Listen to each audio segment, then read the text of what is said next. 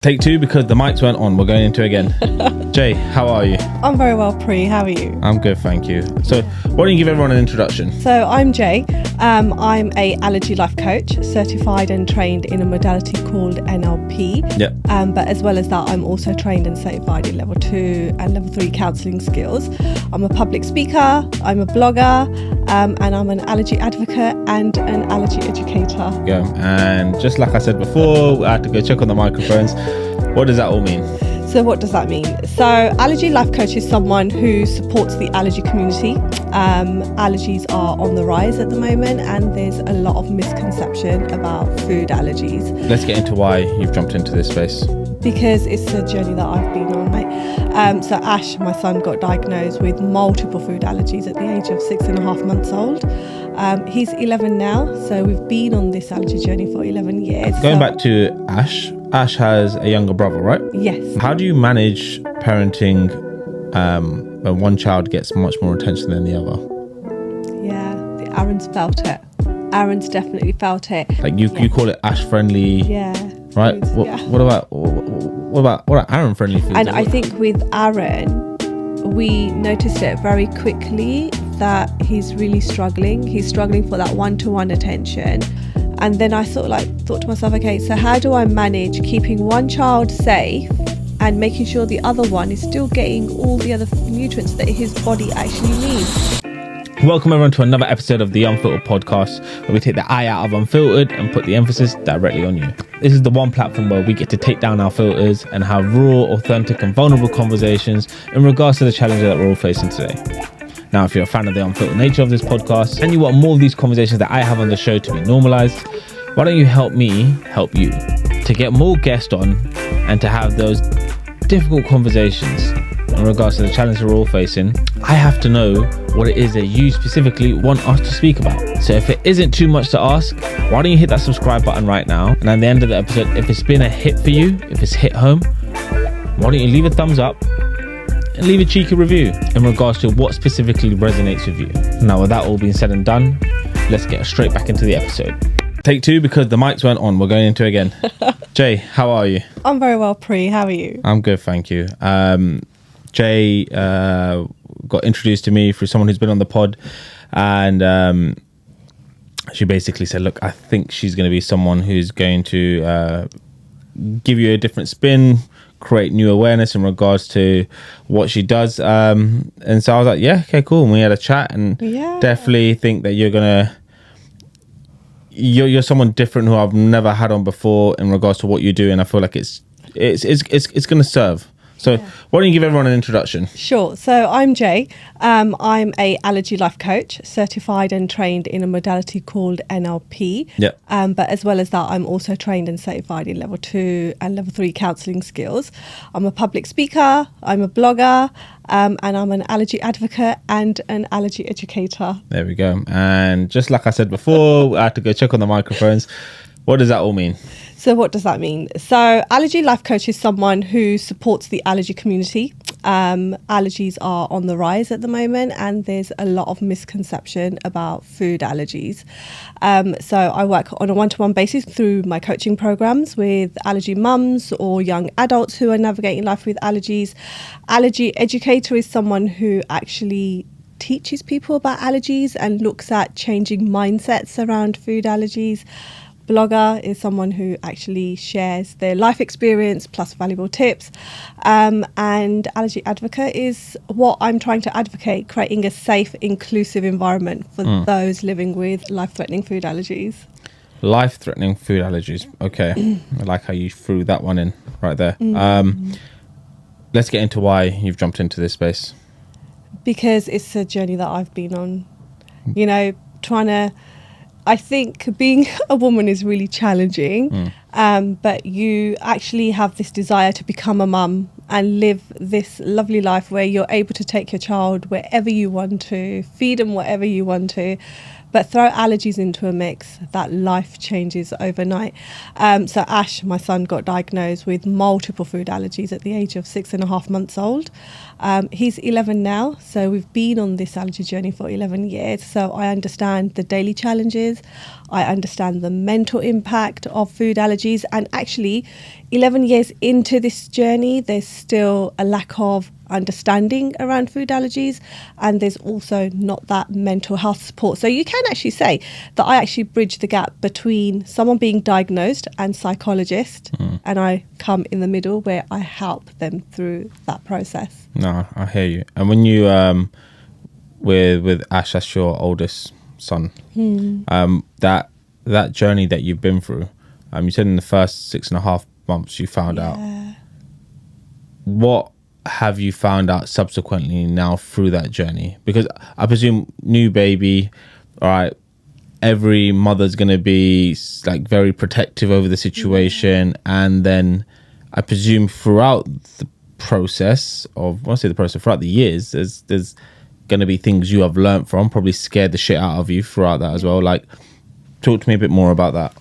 So I think when I first started, there was a lot of fear because Ash wasn't just diagnosed with one allergen, it was multiple. So he wasn't allowed to eat anything with wheat, dairy, eggs, tree nuts, peanuts, shellfish, sesame and soya. And those are the most commonly used allergens, and they're the top 14 allergens as well. From breastfeeding to suddenly not breastfeeding because I had to avoid those foods out of my diet, to then having to go to supermarkets and pick up every single package, which, you know, foods, and reading the ingredients, reading the allergen labeling, it was life-changing because actually when you now pick up those foods and you read it, everything's got wheat in it, everything's got dairy in it. And then most manufacturers, food manufacturers, put on may contain dairy, and you're not allowed to give your children those foods.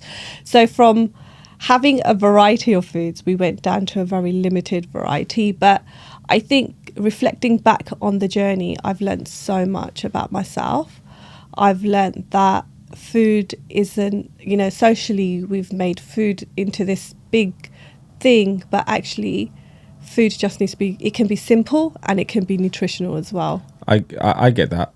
I feel like we're probably glossing over some of the more serious challenges that have come up on that journey. Yeah. So why don't you throw me an example of when possibly shit hit the fan and what happened in that moment? So basically when Ash got diagnosed, I didn't really understand what was going on. I literally didn't understand the concept. I didn't understand what allergies were and how they were going to actually impact our life. I had left a corporate role where I was doing really well to be a mum at home with a child, and then all of a sudden his skin started to flare up in eczema. And eczema I was okay with because I grew up with asthma and eczema as well. And for months I sort of like went to the doctors back and forth and like, no, it's fine, it's just baby eczema, it's just baby eczema.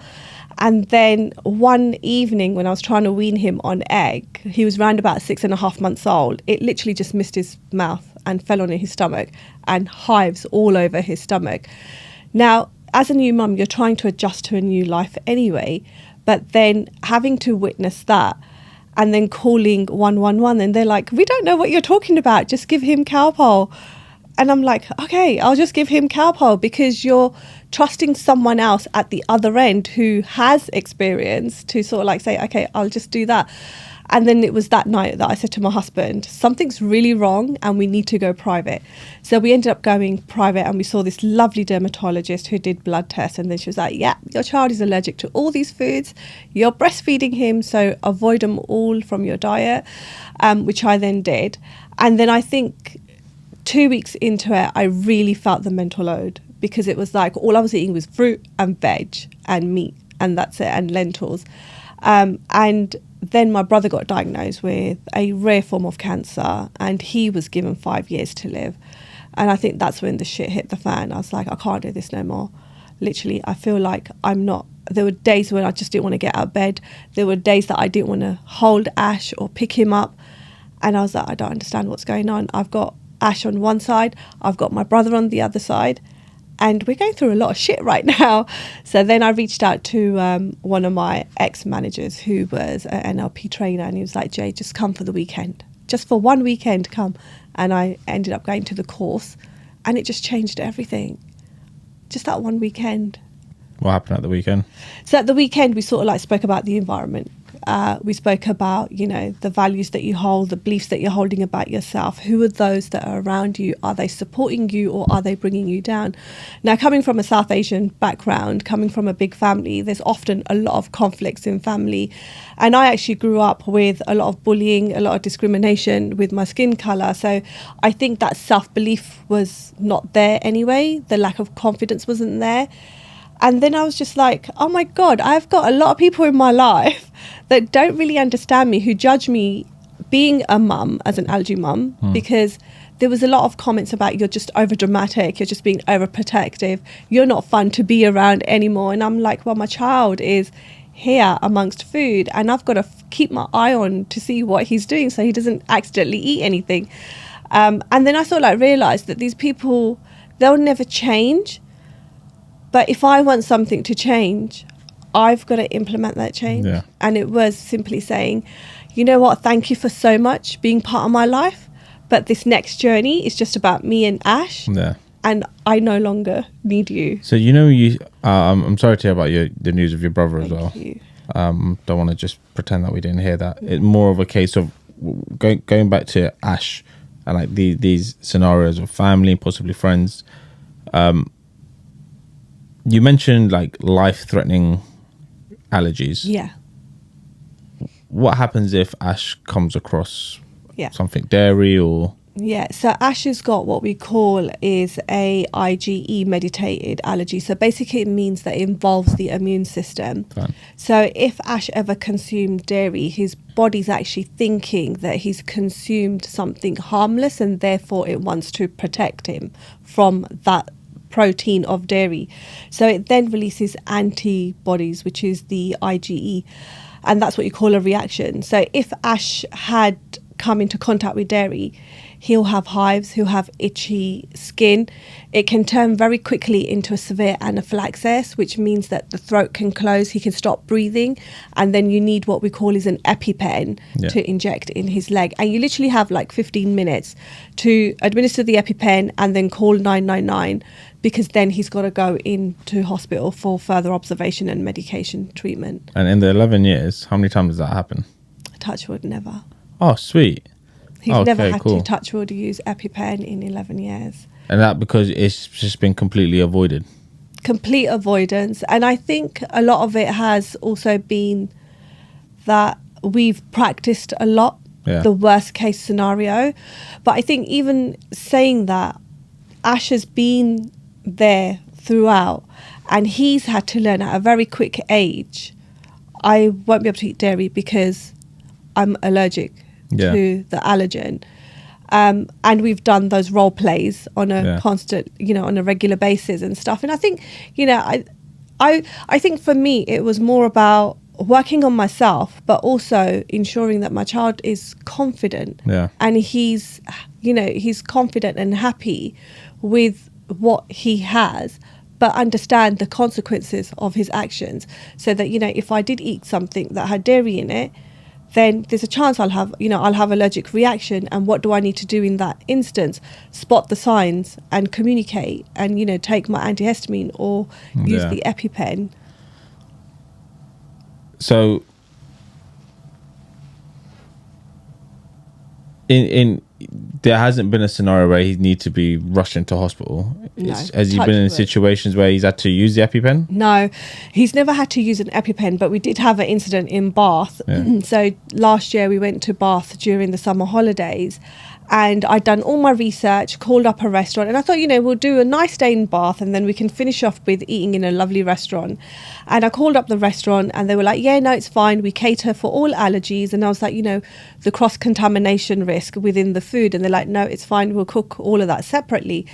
And we end up going to the restaurant, and then literally half an hour into eating his food, he started to come up in hives. And I'm like, Ash, you've got a few hives around your chin. And I was like, just stop eating and let us monitor it. So I gave him his antihistamine, and then I was like, how are you feeling? And he's like, my throat's really itchy. Now kids, with children, we know that their brains filter information very differently to how us adults filter the information. So for him, a itchy throat would be like, I've got a really scratchy throat. And I was like, okay, you've got a scratchy throat right now. And he's like, yeah. And then I'm like thinking, okay, are you going into anaphylaxis? Is your throat closing? So then obviously when we then told the manager, he was like, yeah, I've got to call 999. And they were like, you need to use the EpiPen. In that moment of time, I had a child who was freaking out totally, and I'm like, just keep calm, because you can see what is happening right now. Shut off those thoughts that are going to just come up, and manage them. And then it ended up that the paramedics came, and then they did the observations, and he was absolutely fine. He didn't need it because the antihistamine had worked. Fine. So we've never had to get to an EpiPen because you've had an alternate, possibly less excessive or whatever it is going to be. Like, you had a solution in it there. So I think it's always good to have a backup plan. Yeah. Always have a solution. Yeah. Like, if this is not going to work, what is my next step? But you know, even in the medical world, they do say that if you're not sure, you just use your EpiPen, because there's no harm in using it. My question to you then is, he's 11 now. We don't know what he wants to do, what school, what he wants to go to uni, what career he wants to go down, etc. And I think you're a superstar for how you've educated him. What if he turns around in 10 years' time and wants to explore certain foods, or if he's in certain environments? Like, did you go uni? No, I didn't. Okay, fine. I went college. I was a dropout at college. That's all good. I went uni, right? Not many people are going to switch on there and then. Yeah. I'm not sure if you drink. I do drink, yeah. Okay, fine. In a uni environment, if you're around students, like, what happens then? Yeah. And it just gets me thinking. I love everything you're doing right now to ensure he's able to be so consciously aware in regards to situations. But you don't know who's sat behind you having a possible sandwich on a train. You don't know what someone's drinking on a night out. Like, and there are so many limitations now. Yeah. Like, it gets me thinking, like, what's the next step? Because it seems that this right now is a solution for the short term, but when he gets a bit older, as we all do, we all want to try and explore a different lifestyle. Yeah. So what they say, if a child has an allergy at an earlier age, is diagnosed at an earlier age, like Ash, then there's chances that they'll outgrow their allergies. Okay. Now, Ash had multiple, and he still has a few, but he's knocked some of them off on his list. So we've been doing food challenges at home based on the allergy specialist recommendation. We've done some at the hospital. So he's been through that whole transition, and he knows what to do. But how do you, it's like you say, that as he gets older, he wants to explore. And I think this is where the education piece comes in. And I think it's also how you communicate to children about the allergies is really important. So with Ash, I know that he's well educated. But then I have to then sometimes say to him, okay, well, if you want to do that, then think about what the consequences of that is going to be. Because ultimately, you are responsible for your own health. So you can actually say that in such a young age, I'm teaching him to take full accountability of his allergies and his health. And it's like, own it, because you don't know what, the allergies that you've got, whether you're going to outgrow those. But it is taking each day at a time. Yeah, I get that. And that's not me trying to like question your parenting, but more of just a it's you will wish, like, at certain points in your life, your parents might could have done X, Y, and Z for you growing up, looked at things in a certain way and educated you. But then there's also a part where when you get older, where you're just like, you want to just figure things out for yourself. You do. Like, I'm thinking of a scenario right now, like, say he meets a lovely partner and for whatever reason she doesn't want to necessarily just stop eating certain foods, and what happens there in the spark of a moment, on a uni night out for whatever reason. Like, and I think this is where Ash will learn what's important to him.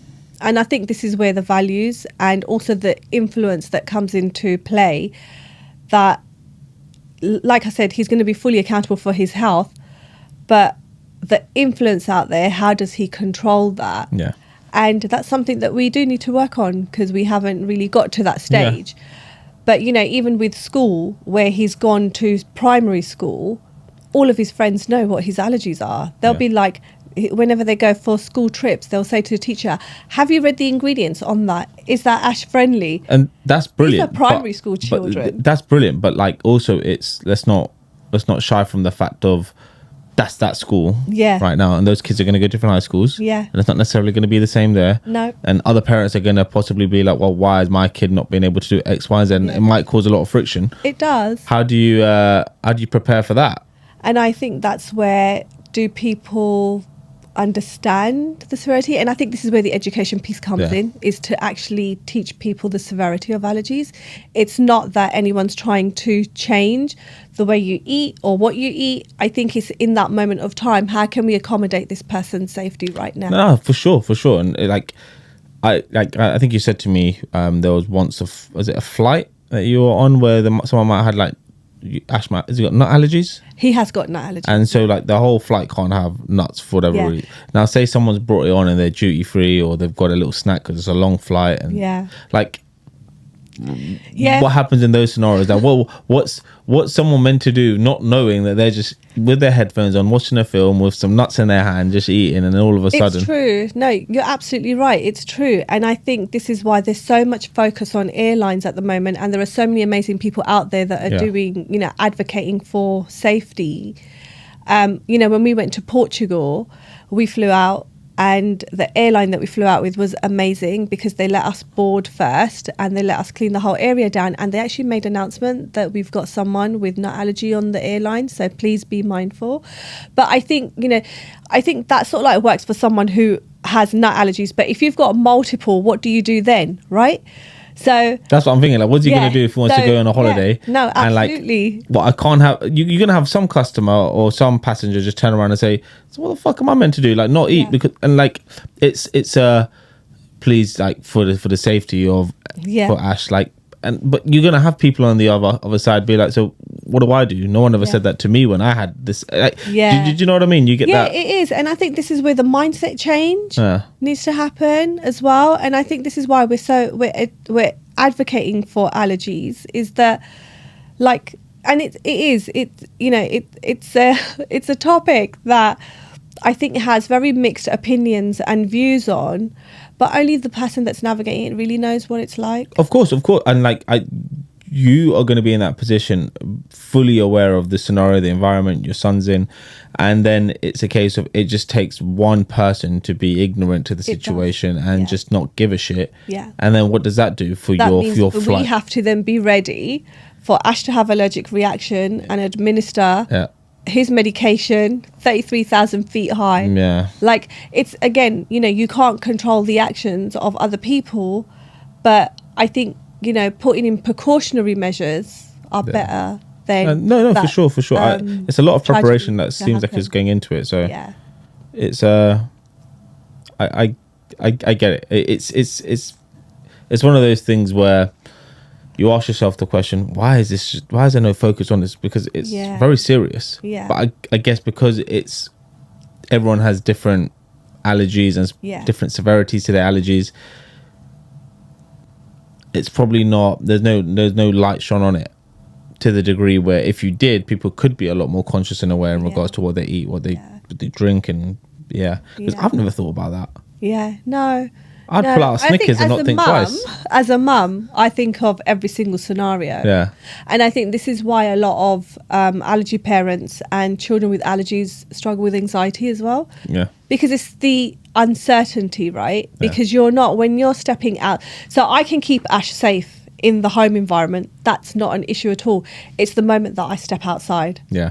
Because then his life is based on other people's actions, what they do. Yeah. So one mistake can take my child's life away from him. And I think then you've got to ask yourself, am I willing to take someone's life because I don't understand the severity of allergies, or actually am I willing to learn about allergies and keep someone alive. Yeah. No, and when you say it like that, it's music to the ears. It's like, Yeah. just be a bit more, just be a bit more understanding of the situation. Ashton asked for this. Yeah. He'd love to be able to do X, Y, and Z, but unfortunately his body says no to certain things. So just be a bit respectful. Yeah. The flip side of it is that you are going to have people, and you're probably going to have that battle for a while in regards to when people really dial it in regards to what's going on. Yeah. And it's interesting because it's like when something's ever wrong, we all like cry for help and be like, oh, can you not be a bit more like respectful of the fact of, oh yeah, my mum's on crutches, so just let her go first kind of thing, or she needs to sit down. But allergies, can't see it. No, it's interesting. We had a incident at school. So, you know, Ash's friends were amazing, and you know the school have been amazing at creating the changes to keep Ash safe in the school environment as well. And as he now has finished primary and he's going to transition to secondary, and they had a leavers party that was going on, and then, you know, on a group of 60 parents, I literally put on there that can we do sort of like, they were coming up with ideas what they can do for the leavers party, and I was like, can we do a disco, because one of the ideas were a disco, and they were like, yeah, we can have a look at disco. And I was like, I'll cater, like I'll create an allergy friendly menu that every single child can have. It doesn't matter to me. And as long as my child feels included in the actual event. And then they were like, yeah, we'll let you know, Jay. And then afterwards they were like, no, we've decided to take the kids to bowling because it's less time consuming, and we're going to do pizzas for all the children. Yeah. And I was like, wow, like this is really interesting, because I've literally said it to you that if we can have a look at something where Ash can attend as well, because there have been events where he's been excluded because he's not been able to go. So like when they have summer barbecues, for example, in school, they've got food everywhere on the playgrounds and stuff, and half of it he can't eat any of it, so we take our own food with us. And they were like, yeah, no, we're going to just like stick with Super Bowl. And they were like, well, you can accommodate Ash's needs because you can just make a pizza from home and bring it with you. And I'm like, yeah, but I don't want to do that. Because I think what also happens is that as allergy parents, because we want our child to feel included, we go to the extent of making sure that they feel included and bringing their own food. Yeah. But then that becomes an expectation for the non-allergy parents. Well, if she's done it once, she'll do it again. And then someone messaged saying that, oh, but you did that for his residential trip, so why can't you do it this time round? And I was like, because I've already communicated to you that I would like something different. Yeah. And you're doing this. So anyway, and then I was like determined that actually, do you know what? I'll give Ash his own leavers party, which we did. And he had the best time. He had friends that he has a meaningful relationship with. And then one of the mums was like, can you please bring him because it will make me feel better. Now, in that moment of time, I could have said, yeah, okay. But then I was like, no, because this is not about you. This is about a 11-year-old who's leaving school. He's not going to be with his friends because he's transitioning to a different school. And just this one event, you found it really difficult to accommodate to his needs. Yeah, I hear you. I also feel like the counter argument to that, though, is from I might be going off tangent and people might think I'm a dick for how I say it, and I'll just keep it very unfiltered.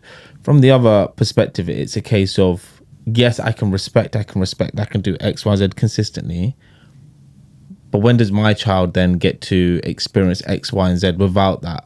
You know, and it's going to be that. Yeah. It's going to be that one moment where someone might say, well, am I not meant to have my kid's birthday party and have all of this stuff out because your son has got allergies? That's unfair on my kid then. Yeah. And there might be that clash. There's always going to be two perspectives to one experience. Because you say disco. What if the kid wants? Yeah. Some of the kids really want to do bowling. Yeah. Then what happens there? They did. So, but then that's what I say. So then it was like, okay, I've communicated what I wanted, and they weren't able to do it. So therefore, actually, do you know what? We'll do our own. No. There was nothing wrong with that.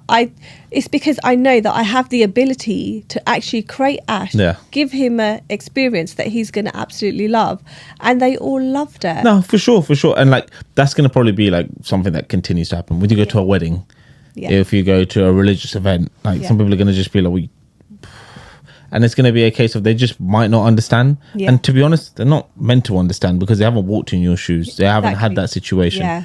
Respectfully, though, yes, you can try and communicate and articulate that across, but it's not going to bode well for everyone. Yeah. And I'm unfortunately, and I'm hoping that Ash is able to outgrow all of these allergies and be able to experience a different style of life. But it's just one of those things. It's like I've known friends who have had like, let's say, disabilities in the household, or even when you have like older grandparents who when you get to that age, you just have to do things differently. Sometimes you can't accommodate certain things, and we can't come because of X, Y, and Z. And like, it's just something, unfortunately, I think within our community, I think just generally, sometimes we have to just learn to accept that X, Y, Z might not be able to play ball. Yeah. And I think that is what I think, you know, one of the works that I'm doing is a lot of allergy awareness work, allergy education within the, you know, South Asian community. And it is purely to educate people, but also to actually recognise that an allergy could be developed at any age. Whilst these are children that are being diagnosed, one day you might end up having an allergy to something. And it's about learning the importance of those symptoms that can actually appear, so you know also what to do should you have an allergic reaction. Or, you know, it's like you said earlier, you know, when you're on public transports, you don't know what people are eating. And, you know, if someone is having an allergic reaction, will you actually know what to do? No. That's your time to save someone's life. And that's why learning about allergies is beneficial to you as well as helping those families that are going through it. I've got hay fever. Right, I've had it since a young age. Used to get myself out of school sometimes, rub my eyes a lot, and just be like, want to go home early. A little cheeky eye rub, really red. Go to the nurse's office and be like, I'm struggling to see, blah blah blah. Okay, we'll get your granddad to come pick you up. Boom, straight at home. Eyes are fine. Watching TV early, loving it. But I used to get like it comes in weird flares. Like there's been a couple of years where it's been fine. And then there's times where I'm just like consistently. I can play golf. Fine. Get into the garden, sneezing my head off out of nowhere, and it's like. But I had one allergic moment last year, or I think it was last year or the year before that, where I must have come home from golf and I wasn't sure if I maybe touched something or maybe it was the food I ate, but I started getting like itchy and weird, and I was not thinking about it. It went really red and all of this all flared up. What the hell's going on here? And then a cousin said, just have like just pop an antihistamine if you've got one. Did that, started going down. So I tried it. I went golf again the day after. Tried the same food just to make sure. Same thing happened again, like bumpy red. I was like, what the hell's going on? I wasn't sure if it was like a food allergy. Because I've eaten all that stuff before and it's been fine. I don't know if I touched something or something at the golf course, but I still play and nothing happens. So I do understand the severity. Like I've seen I used to watch, like, well, I shouldn't say I used to, every now and then I'll turn on Big Bang Theory. One of the guys in there, he's got food allergies, so always has to have his thing and stuff like that. Not allergies. So it's a fucked up situation for the person that's going through it, and it'd be nice for people to understand. But I guess in the world that we live in, trying to get to that place is going to be a bridge that we're always going to have to try and get over. And I think this is where, you know, the values come into it, that, you know, what values are you holding on to? So for me, it's really important that Ash does feel included, but also for me, I think it's like, you know, educating people. And just being able to give them that knowledge, because like you said, you know, it could happen to anyone. And even if it happened to them and they knew what to do, that's just in itself. But it's like if I was to try and give you a flip side of it, it's like giving someone a book or giving someone a film recommendation. They're not necessarily going to watch it. They're not going to read it. Because it just doesn't interest them until it does. So, and it's sad because this is life, you know. But I think it's unfortunately it's in the world we live in. But you keep doing your educational pieces and keep getting people to understand this. And I'll be interested to see, like, in 10, 20 years time, what Ash's response to all of this is in regards to how he feels like things have unfolded. Because kids have a different way of processing things as well. They do, because I think in the early years, Ash really struggled with anxiety, and he was representing that through, you know, his behaviour, like getting angry and throwing foods. And that's where actually the name Ash Friendly brand comes from, because one day we sort of like made dinner. Manjit and I had our own, we made separate dinner, and then we gave Ash something separate, and he literally like flicked the plate across the table. I'm not eating that. And I was like, oh wow, okay, I see you and I hear you. And then I actually realized, I was like, he's at that age now where he's becoming so much more aware of what other people are eating. And then I thought to myself, the best way to teach him about his allergies is taking him food shopping all the time. I said, oh, let's just go and see if we can find something Ash friendly to eat. And now that just has become, is this Ash friendly? So for children, it's like, is this safe for Ash so that we can have it? And I think, I think with a lot of children that, he has friends with, it's the loving care that they have towards him. And they're like, yeah, we'll eat your food, Ash. It's absolutely fine. The sad reality is that when you get older, people just let other things get in the way. A bit like the mums who are probably going to have their viewpoint. Yeah. I know for a fact, like if I go, when I've had like events at work and it's like you've got a meat option and a veg option, and if you don't, I don't eat beef, so if there's only beef, then you got to eat the veg, and I'm thinking, what the fuck is this shit? Because this isn't really veg right now. I know, right? And if I'm a vegan, I'm struggling even more kind of thing. Yeah. So like the actual emphasis is probably like, and then you're kind of limited because you've got one thing you can eat and it doesn't taste that great. And but it'll be a journey. It'll be an interesting journey. Going back to Ash. Ash has a younger brother, right? Yes. And I said to you I was going to speak to you about this. How do you manage parenting when one child gets much more attention than the other? Yeah, Aaron's felt it. Aaron's definitely felt it. And we actually say, if we sort of like look at grief in itself, we normally think, grief is just about losing a loved one, but grief's so much more. For sure. We've grieved our old life after Ash got diagnosed. But Aaron is also through that grief process, because at the age of, 6, he's like, okay, can my brother eat this? No, it's dairy. He's not allowed to eat it. So does that mean I can't eat it? And I think with Aaron, we noticed it very quickly that he's really struggling. He's struggling for that one-to-one attention, and he's really struggling with foods as well. And then I thought to myself, okay, so how do I manage keeping one child safe and making sure the other one is still getting all the other nutrients that his body actually needs? And I think a lot of more education went into Ash. That Aaron's still very little. He doesn't have the understanding of what food allergies are. So you be aware when Aaron's eating dairy that he's having it. And with Aaron, then it was like teaching him slowly that you've got to wash your hands after you've eaten dairy. You've got to wash your mouth, because as soon as you come, even if you have a little bit of dairy on your hands and you go and touch Ash, he'll have a localized allergic reaction. But let's get a bit deeper in regards to, let's put the allergy aside. How do you manage Aaron personality on this front? How do you manage his emotions and his feelings? Because I'm looking at it from a situation where I don't have an older sibling, but if I had an older sibling I got told you can't do X, Y, and Z because this is going to happen, after a while I'm probably going to feel a bit resentful, not because I haven't got love for my older sibling, but why am I then not able to experience X, Y, and Z because of this? Yeah. No, I think with Aaron, when we were asking him to exclude foods, he was getting angry, he was throwing, he was crying. And I think it was at that moment when I actually realised that it's having an impact on him, and he's really struggling. And then obviously we introduced making sure that he gets all the foods as well. But I think with Aaron, it was like letting him just express his feelings. There's expressing it, and then what are you doing subsequently on the back end of it? Is he still allowed to have an Aaron lifestyle at home? He can still have an Aaron lifestyle. He still has an Aaron lifestyle.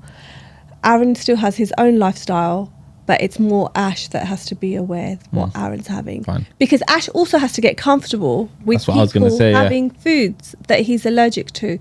So whilst I know, I sort of like see what you're saying, and it's really hard to sort of like put it into words, because if you see the home environment, it's completely different. Yeah. Like Aaron's still free, he still has his yogurts and stuff. I'm not disputing it. I'm only looking at it from, let's say, someone, a mum's hearing this story right now, and she's asking herself, shit, like my situation where my kid might be autistic, my kid might have a different type of disability, and it's getting all of this attention, and this one just feels like what do you do in that scenario? I've known people who I've felt later down the line, I'm a burden, I can't really say X, Y and Z because all the attention always been here.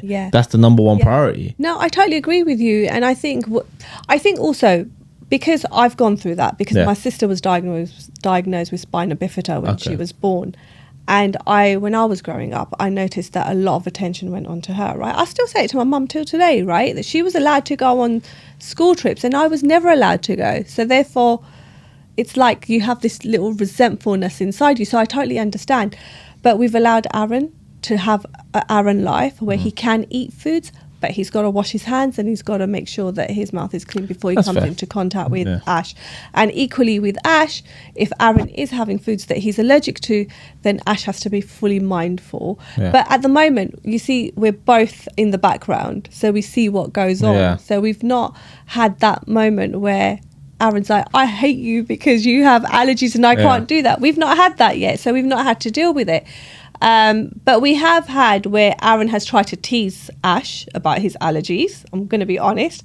And that was, Aaron, I think you and I need to sit down and just talk about what's happened here and sort of like explain it so that he understands it. Because I think as parents, you can say, you're not allowed to do that because your brother's allergic. That's what I would thought would possibly come up. Like, there's always, I think the understanding part of it, I think when we get to, let's say, I don't want to suggest to get to my age to realize it, but when you do the deep dive, you're like, fuck, I understand that I shouldn't ask for any of this stuff. He got dealt a difficult hand and he's been powering through.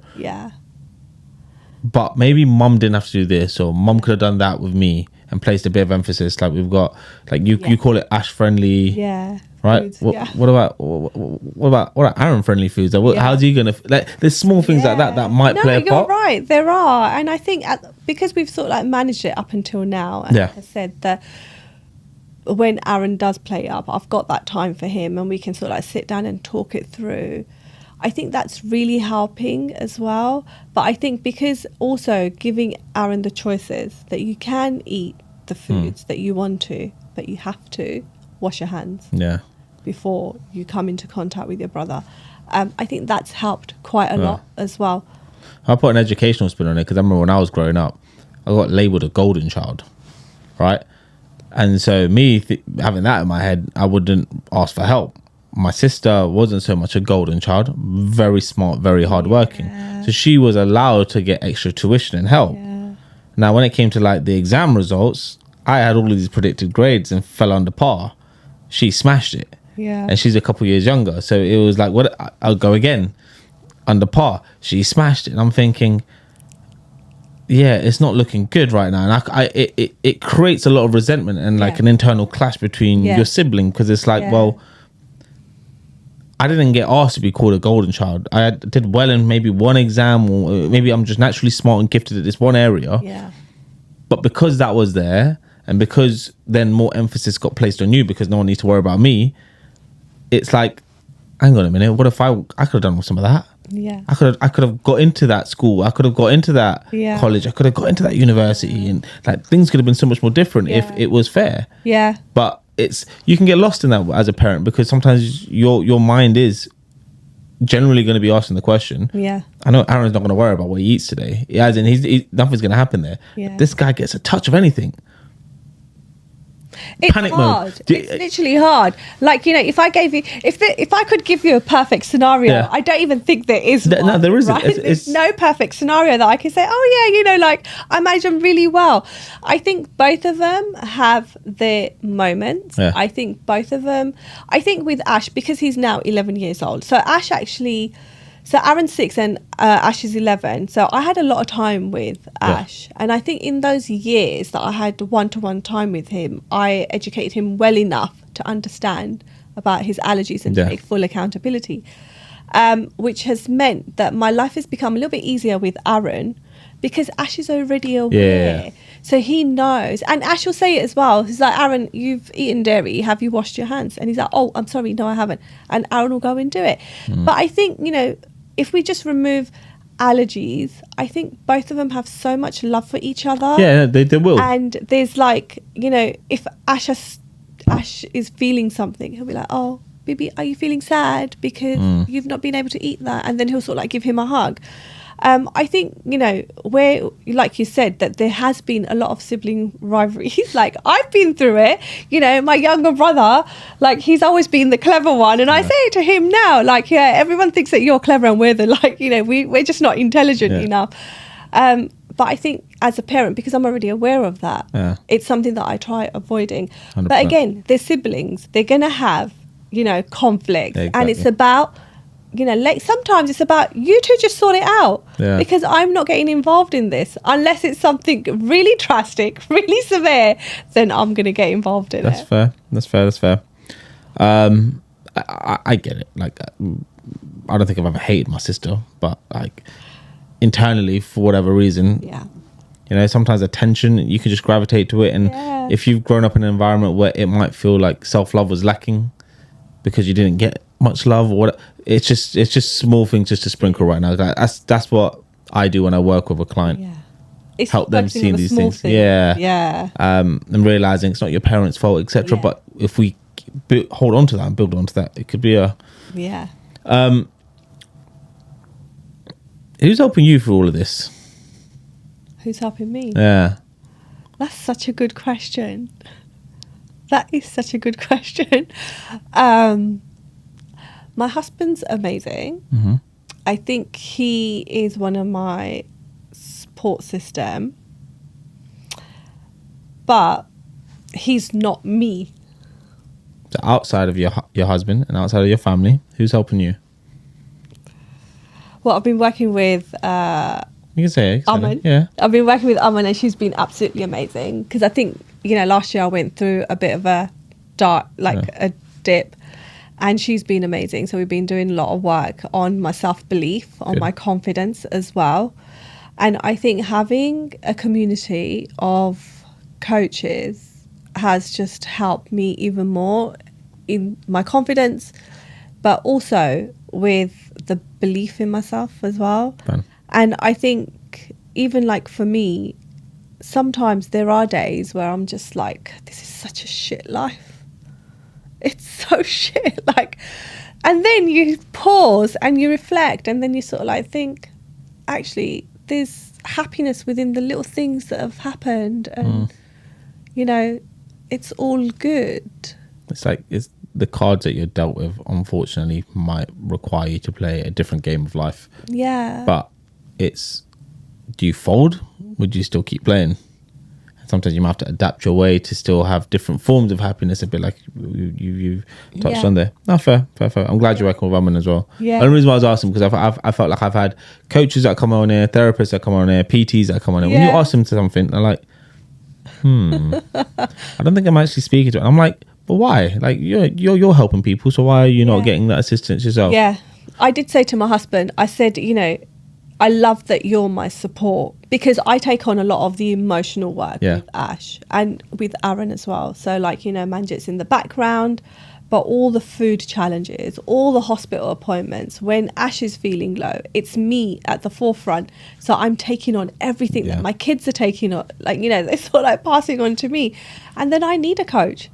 Like, I've got on every Friday, I meet 2 of my coaches. We reflect on the week. I have a business mentor. I've been working with Aman. And I think if you really want to create a change, then you've just got to go out there and do it. You can't, no one's going to do it for you. You've just got to take that and trust the process. I hear you. Oh, good for you. Thank you. I don't think I asked this at the beginning, so I'm going to try and do it now. Who's the kind of person that will want to work with you? So, mums. Yeah. So allergy mums, any young adult who is struggling with their anxiety, mentally, physically and emotionally. Corporate brands where they do have people with allergies who want to learn about food allergies. And so when you say you coach, are you educating or are you coaching? No, so it's a bit of both. Fine. So anyone that is new to the allergy journey, there'll be an element of education, and then there'll be coaching. So doing the mindset change work and releasing those emotions that they're holding on Any to. frustrations and stuff. So yeah, so literally, and doing those ugly cries. Yeah. Like, it is so important. I realised this after Armin was like, Jay, you need to do that ugly cry. And I was like, I don't know what that ugly cry is. And trust me, Pri, I must have been putting it off for so long that one morning I woke up and I was like, these tears are just not stopping. I had that once watching an Indian film, and when I say I was watching it by myself, no one was with me, but it was ugly. It was horrible. I was like, oh, it was just terrible. But it was a good release of emotion in regards to like the message I got from the film. So yeah, no, definitely. So any young adults who are transitioning to uni, who want to travel the world, or who are working where their work environment doesn't understand the severity of their food allergies. So those are. And how does it work? Are they signing up for an extended period of time? Is it one-off? Yeah, so we do what we call is a 15-minute allergy discovery call first. So just for me to understand what they're struggling with and where they are in their allergy journey. And then also making sure that NLP modality is right for them, because it might not be the right one for them. So they might need additional help, or they might need something different. And then they have a choice between a 90-minute session, or a 4-week coaching program, or an 8-week coaching program. Okay, cool. Sweet. And where does everyone find you when they want to? Instagram on Ash Friendly. Yeah. Or my website www.ashfriendly.co.uk. Perfect. And I also run a private Facebook group called the Allergy Club as well, where I sort of like support allergy families. And it doesn't have to generally be mums that want to tune in. No, it could be anyone. It could be anything. So like with life coaching, I can coach anyone, but I've just niched myself in the community because of my own experience. Of course. Yeah. I hear you. I coach women now, so it's like I've niched that down just because the messages I'm putting out there and the conversations I'm having, I know what's resonating with what audience. That doesn't say I won't work with guys, but it's a case of you know what's working for you, and you never know. You're in the coaching space. Anything can change later down the line, or right? Fair. No, well, this has been very, very informative, and I hope you haven't felt any kickback or anything from my end. No, I haven't, and I think it's so important, isn't it, to highlight both scenarios, because I totally get it, that there's us and then there are, non-allergy community, and it's so hard, and I think it's just like finding a balance that works for both. I know if I was in Aaron's position, I'd probably be kicking up a big fuss. and that's more from a case of right now thinking, well, why can't I do X, Y, and Z? But I think with Aaron, because the thing is, right, even like now, dairy-free chocolates, they do not taste any different to a normal one, right? So for a 6-year-old, you give him a chocolate, they'll have it. But I mean, like with Aaron, I think there's a lot of work to be done. Yeah. And I think as time unfolds, we'll know what that is, because he's still at the early stage of Ash's allergy journey. I think again, more education. He'll get to an understanding. It's possibly just just bridging that gap, so it's not a case of this is not your fault. No, it's not his fault. It's just our life. And sometimes it's so hard to hear that from a young age, because I think in my generation, possibly your generation, that doesn't get thrown in. Oh my god. Whereas now there's so much more emphasis towards it. Hopefully. And I think it's about owning it, right? Like when Ash got diagnosed, I was fighting against it. I was like, no, there must be a cure. I'm not going to live this life. This is not the life that I wanted to live, because my dream was that I'll have my children and I'm going to travel the world. Like I left countries like Thailand and Singapore so I could travel with my children. It didn't happen. But is it never going to happen? There's always a workaround, because Ash is already making his list of countries, and Japan's the first one on there. So we're saving up for Japan right now. Japan's brilliant. I went earlier this year. Brilliant. But it's been a big pleasure having this chat today, and thank you for coming through. Thank you so much for having me.